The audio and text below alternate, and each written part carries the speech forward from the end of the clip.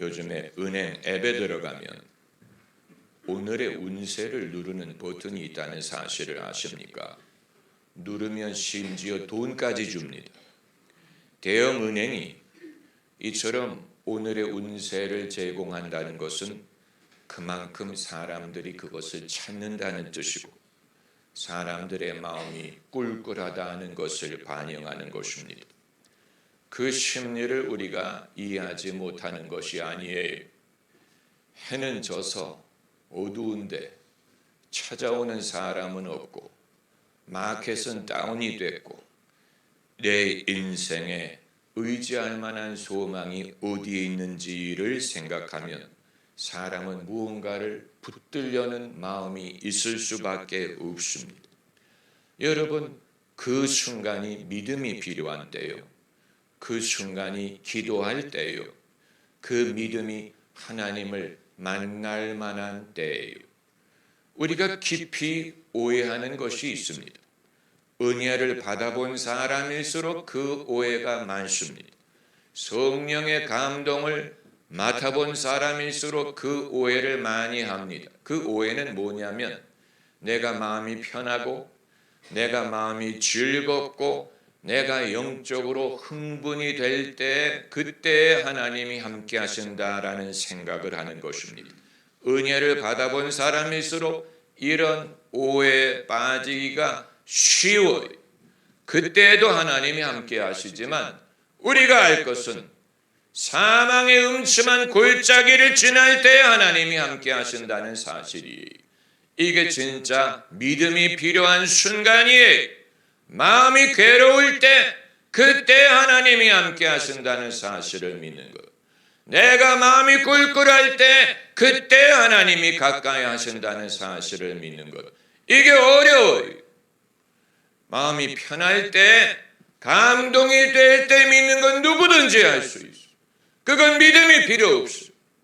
그러나 정말로 믿음이 필요한 것은 사망의 음침한 골짜기를 지나는 것 같을 때 그때 믿음이 필요한 것입니다. 만약 주님의 음성을 그때 들을 수 있다면 주님은 너는 왜 두려워하느냐? 내 믿음이 어디 있느냐라고 말씀하실 것입니다. 그렇기 때문에 여러분이 우리 모두가 언제 기도할 것이냐? 언제 믿음을 붙잡을 것이냐? 편할 때 붙잡는 건 누구든지 할 수 있어. 언제 믿음을 붙잡을 것이냐? 괴로울 때 붙잡을 것입니다. 속이 상할 때 그때 하나님을 찾으세요. 그때 하나님의 이름을 부르세요. 하나님이 안 느껴질 때 그때 하나님을 믿으세요. 그게 진짜 믿음이에요. 그리고 그 시간에 함께 하실 것입니다. 이게 믿음의 실천이에요. 전혀 복잡하지 않아요. 전혀 고차원적인 것이 아닙니다. 아닌 것 같을 때 붙잡는 게 믿음이에요. 안 계신 것 같을 때 의지하는 것. 느껴지지 않을 때 그의 이름을 부르는 것. 그게 믿음. 믿음으로 기도한다는 것이 그런 것이고 믿음으로 산다는 것이 그런 것입니다. 왜 우리는 은혜를 경험할수록 거기서 멀어지려고 하는지 알 수가 없어요. 제가 경계하는 것은 여러분이 성령을 경험하든 예언을 하든 어떤 경험을 하든 중독성이 되는 것을 경계하는 것입니다. 마치 그게 아니면 하나님이 없는 것처럼. 그렇기 때문에 끊임없이 그것을 목말라 하는 그건 중독성 신앙이라고 밖에는 말할 수가 없고 오히려 안 느껴질 때 하나님이 멀리 느껴질 때 괴로울 때 그때 내가 믿음으로 살리라. 그때 내가 믿음을 사용하리라. 여러분 이건 그야말로 감정으로 사는 게 아니고 믿음으로 사는 것입니다. 할렐루야. 감정으로 사는 게 아니고 예언으로 사는 것도 아니에요. 믿음으로 사는 것이지. 믿음의 분수대로 예언한다고 했기 때문에 여러분 왜 하나님이 아브라함에게 나타나셨을 때 하신 첫 마디가 나는 너의 방패요 지극히 큰 상급이다 라고 말씀하셨는지 이해가 됩니다. 아브라함 같은 인물도 방패가 필요했다는 뜻이고, 아브라함 같은 인물도 상급을 기다렸다는 뜻입니다. 상급이란 말을 할 때 위축되는 분들이 계실 거예요. 내가 뭘 했다고 상급을 바라겠습니까? 오히려 벌을 받을지언정 내가 무엇을 드렸다고 내가 상급을 받을 수 있겠습니까? 아브라함 같은 인물에게는 그렇게 말씀하실 수 있겠죠. 다윗에게 그렇게 말씀하실 수 있겠죠. 모세에게, 바울에게는 그런 말씀을 하실 수 있겠죠. 목사님에게는 그런 말씀을 하실 수 있겠죠. 그러나 나는 하나님께 무엇을 드렸다고 상급까지 기대할 수 있겠습니까? 이건 내게 해당하는 말씀이 아니에요. 하나님은 내게 나는 너의 상급이라 라고 말씀하실 것 같지 않아요. 이 부분에 믿음이 필요한 것이고, 이 부분에 우리가 하나님을 깊이 오해한 것입니다. 아브라함이 뭐를 그렇게 잘했길래 하나님이 나는 너의 지극히 큰 상급이라 잘했기 때문에 상급을 말씀하신 것이라고 생각할 수 없어요. 그건 하나님의 속성을 알지 못하는 것입니다. 여러분이 하나님께 뭘 드렸어요? 저는 하나님께 뭘 드렸어요? 앞으로 드린다면 얼마나 드리겠습니까? 그러나 그걸 기준으로 하나님에게 상급을 받으리라고 생각한다면 그건 하나님을 깊이 오해하는 것입니다. 하나님이 많은 것을 요구하시는 것이 아니라는 사실. 할렐루야. 과부의 2렙돈 그걸 하나님이 받으신다고 했죠. 세리가 바깥에서 가슴을 치며 하는 기도 그걸 하나님이 들으신다고 했어요. 작은 믿음의 실천, 작은 기도, 작은 희생, 이것을 하나님이 기억하십니다. 할렐루야. 그래서 아브라함의 질문, 제가 늘 이 구절을 가지고 말씀드리는 이유는 저도 이 질문을 하기 때문이고 여러분도 이 질문을 할 수 있어요. 아브라함이 뭐라고 여쭤봤습니까? 주여, 내게 무엇을 주시려나이까? 무엇을 주시려고 하시길래 나를 여기까지 데려오셨나이까? 무엇을 주고 싶으시길래 나를 이 길로 인도하시나이까? 무엇을 주시려고 내가 이 모든 것을 겪게 하셨습니까? 아브라함도 그걸 여쭤봤어요. 그리고 하나님이 대답하셨어요. 아브라함은 이미 부자, 유지, 많은 성공을 거둔 사람인데 그런 아브라함이 뭘 더 받겠다고 하느냐? 여러분, 사람을 책을 커버로 알 수 없는 것처럼 사람을 겉으로 판단할 수 없어요. 아브라함을 겉으로 판단할 수 없어요. 이미 많은 걸 가진 사람 같은데 결정적인 부분에서 아브라함은 궁핍을 느끼고 있었어요. 그의 인생에는 결핍이 있었어요. 무자하다는 사실, 자식이 없다는 뜻 아닙니까? 젊은 사람이 무자한 것은 여유가 있을 수 있겠지만 나이가 든 사람이 무자한 것은 초조한 것입니다. 세월의 흐름이 점점 사람을 초조하게 만들어요. 아마 여러분이 새해를 맞아 복 많이 받으세요라는 질문을 더 이상 환영하지 않을 수 있어요. 나는 이제 세월이 지나가는 것을 환영하지 않는다. 달력 넘기는 것을 나는 기뻐하지 않는다. 시간이 지나가는 것이 나를 초조하게 만든다. 시간이 지나간다는 말은 더 적은 시간이 남아있다는 뜻이기 때문에 떡국 먹는 것을 나는 더 이상 환영하지 않는다. 아브라함도 마찬가지. 젊었을 때 열매 없음과 나이가 들어가면서 열매 없는 것은 다른 것입니다. 젊었을 때 없는 것과 나이가 들어서도 없는 것은 다른 거예요. 젊었을 때는 얼마든지 기회가 있을 것 같은데 나이가 들수록 이제는 시간이 많지는 않았어. 그래서 아브라함이 말한 것입니다. 여호와여, 나에게 무엇을 주시려나이까? 저의 목소리 큰 것을 탓하지 마세요. 목소리 큰 걸 갖고 큰 목사가 될 거라는 예언을 받은 사람이기 때문에. 정말이에요. 제가 16살 때 캐나다에 이민 가서 중고등부 연합 수련회, 이 얘기 제가 여러 번 했을 거예요. 제가 그때는 많이 까불었어요. 지금의 모습을 보면 전혀 상상할 수 없죠. 얼마나 까불었는지, 얼마나 장난을 많이 쳤는지. 연합 수련회를 가서 수련회 장소로 들어가는데 들어가면서 제가 떠들면서 들어갔어요. 그래서 선생님이 부엌에서 일하시는 권사님 같은 분들에게 죄송하다고, 얘가 목소리가 커서 죄송하다 그랬더니 그 권사님이 한 번도 본 사람이 없는 목소리가 크면 큰 목사 된다 그랬어요. 저희 목소리 큰 걸 가지고 뭐라고 하지 마세요. 큰 목사가 되기 위한 조건이었기 때문에. 여러분, 우리가 성경을 읽을 때 새겨서 읽을 필요가 있는 이유는 성경은 모든 사람을 말할 수 없었어요. 그렇기 때문에 몇몇 사람을 선별해서 그들의 삶을 조명했습니다.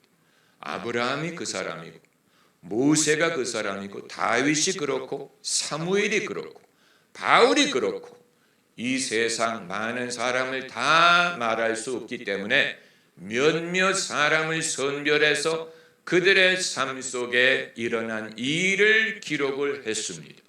우리가 성경을 잘못 읽으면 이 사람들만이 하나님을 만난 것처럼 읽어요. 이 사람만이 하나님의 은총을 받은 것처럼 읽을 수 있어요. 아브라함은 좋겠네, 다윗은 좋겠네, 사무엘은 좋겠네. 왜 그 많은 사람 중에 하나님이 이들만 사랑하셨을까? 이들만 선택하셨을까? 이들만 하나님의 은총을 경험했을까? 이런 식으로 읽을 수 있어. 그런 식으로 읽는 것이 가능해. 왜냐하면 주인공 중심으로 서술이 되어 있기 때문에. 그러나 성경이 말하고자 하는 것은 크신 하나님이 한 사람의 삶 속에 그 사람이 나이가 들었는데 자식이 없는 것까지 신경을 쓰셨다라는 말을 하는 것이라면 이것은 그 많은 사람 중에 소수만을 하나님이 선별했다라는 뜻이 아니고 크신 하나님이 각 사람의 지극히 작은 일까지도 관심을 가지신다라는 뜻이 되는 것입니다. 그걸 우리가 봐야 됩니다. 그걸 봐야 아브라함에게 하신 일을 내게도 할 수 있을 것을 믿는 것입니다. 그렇게 믿으라고 아브라함을 예로 든 것이고 다윗을 예로 든 것입니다. 성경 말씀 고린도전서에 저희에게 당한 일이 거울이 되고 우리에게 교훈이 되게 하셨다. 저희라는 말은 성경의 주인공들 아브라함, 다윗에게 일어난 일이 거울이 되어 우리에게 교훈이 되게 하셨다. 그렇다면 아브라함만이 특별하다고 읽을 수 없다는 얘기. 아브라함에게 하신 것이 거울이 돼요. 우리에게도 하나님이 그런 관심을 기울이실 것이다. 할렐루야. 놀라운 일이에요. 여러분, 밤하늘의 별을 보면 제가 아주 어렸을 때, 그때는 TV가 없었을 때, 제가 얼마나 나이가 많은지 상상할 수 있으시죠? 아버님하고 마루에 누워서 여름에 하늘을, 밤하늘을 쳐다보는데 아버님이 뭐라고 말씀하셨냐면 저 별이 이성계 시대의 별빛이라고 말씀하십니다. 하도 멀리 있다 보니까 저 별빛이 우리에게 오는데 500년이 걸렸다. 500광년의 거리에 있다. 우리가 다 아는 얘기 아닙니까? 우주에 대하여 우리가 알면 알수록 우주가 얼마나 큰지, 얼마나 먼지 헤아릴 수 없을 정도로 우주가 거대하다는 사실을 느낄수록 하나님에 대해서 가까이 느끼기보다는 멀게 느껴집니다. 아니 그렇게 큰 하나님이 못하러 나에게 관심을 기울이신다는 얘기야. 그렇게 큰 하나님이 못하러 우리 삶에 관여하신다는 얘기야. 하나님이 너무 멀어. 하나님이 너무 커. 헤아릴 수 없어. 그게 하나님을 믿도록 돕기보다는 의심하도록 생각하게 할 수도 있어요. 여러분 사람들이 왜 오늘의 운세, 우상 이런 것에 끌릴까 생각을 해보면 작은 하나님을 원하기 때문에 그러는지도 몰라요. 나는 큰 하나님은 소용없어. 나는 우주를 만든 하나님 같은 분은 별로 상관이 없고 우리 동네 하나님, 이 건물 안의 하나님, 장독대 하나님, 그 신이 나를 돌봐주면 나는 그것으로 좋게라고 생각을 하는 것이 이해가 돼. 이해가 돼. 그 사람들이 믿음이 없어서 그런 게 아니고 큰 하나님까지는 소용이 없고 작은 하나님이 내가 의지할 수 있는, 나를 도와줄 수 있는 작은 우리 동네 하나님이라도 나는 괜찮아 라고 생각을 할 수 있죠. 그렇기 때문에 아브라함이 밤하늘의 별을 쳐다봤다는 사실은 밤하늘의 별을 세면서 하나님을 멀리 느낀 게 아니고 하나님의 약속이 얼마나 거대한가를 느끼는 계기를 삼았다는 사실을 우리가 주목할 필요가 있습니다. 하나님은 내가 이렇게 커, 내가 이렇게 멀어, 내가 이렇게 광대해라는 뜻으로 밤하늘에 뭇별을 셀 수 있나 보라 말씀하신 게 아니고 너에게 약속한 것이 이만큼 크다, 이만큼 위대하다라는 말씀을 하기 위해 밤하늘의 별을 보게 한 것이고 아브라함이 밤하늘의 별을 보므로 여호와를 믿었다. 할렐루야. 믿음을 갖는데 오히려 도움이 된 거예요. 그러니까 성경에 왜 아브라함, 다윗 특정인만 하나님이 사랑하실까? 이런 식으로 읽으면 우리의 믿음에 도움이 안 되지만 하나님이 세상의 사람들이 그렇게 많은데 그들을 무시하지 않고 건너뛰지 않고 각 사람의 사정, 자식이 없는 것, 애가 아픈 것, 장모가 열병이 든 것, 이런 일 저런 일까지 하나님이 관심을 가지시는구나 라고 읽어야 되는 것이고 하늘에 별이 많고 우주가 크고 지구는 지극히 작고 인간은 지극히 작은데 하나님이 이 작은 사람에게 무슨 관심을 가질까라고 의심하기보다는 우리가 이렇게 작은데 이 작은 일을 하나님이 보고 계시는구나, 관심을 가지시는구나, 하나님이 그런 분이구나 하는 것을 깨달을 수 있어야 되는 것입니다. 할렐루야. 할렐루야. 얼마나 위대하신 것입니까? 상급, 하나님이 상급, reward, 상급이란 말을 하셨는데 상급이란 말만 하면 기가 죽는 사람들이 있죠. 내가 뭘 잘했길래 상급을 기대할까? 오히려 잘못한 것에 벌이라도 받지 않으면 다행이지. 상급, 축복을 상급으로 기대하기 어려운 사람들이 많아요. 여러분, 그렇기 때문에 예수님 하신 말씀이 냉수 한 그릇을 내 이름으로 주는 자는 상급을 잃지 않으리라. 상급에 대해서 말씀하셨는데 냉수 한 잔을 말씀하셨어. 냉수 한 잔, 냉수 한 잔을 내 이름으로 대접하는 자는 상급을 잃지 아니하리라. 그래서 제가 다른 데 설교하라고 하면 냉수를 주는 사람이 그렇게 많더라고요. 상급을 받으려고. 과부의 2렙돈, 하나님이 상급을 주신다고 하지 않았습니까? 여러분은 하나님께 얼마나 드렸길래 갚음을 받을 수 있습니까? 저는 하나님께 얼마나 드렸다고 갚음을 받겠습니까? 갚음을 우리가 드린 것에 비례한다고 생각하면 이제라도 부지런히 드려야 되겠네. 그러나 그런 식으로 생각할 수 없죠. 얼마나 드리면 얼마나 드릴 수 있겠어? 얼마나 드리면 아브라함이 얼마나 드렸으면 그게 아니죠. 그렇다면 하나님이 상급이 될 수 없죠. 그렇다면 하나님이 아니죠. 나는 너의 지극히 큰 상급이니라 나라고 말씀하셨죠. 지난주에 말씀드린 것 아닙니까? 그러므로 작은 믿음, 작은 정성, 작은 섬김 한번 따라해보세요. 작은 섬김, 작은 불꽃, 작은 믿음 하나를 하나님이 기억하신다고 믿어야죠.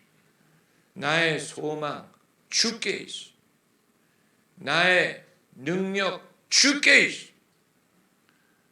하나님이 나는 너의 지극히 큰 상급이니라 말씀하셨기 때문에 하나님 안에 있다면, 내가 예수님 안에 있을 수 있다면 그 이외의 모든 것을 은사로 주지 아니하시겠느냐. 할렐루야, 할렐루야, 할렐루야.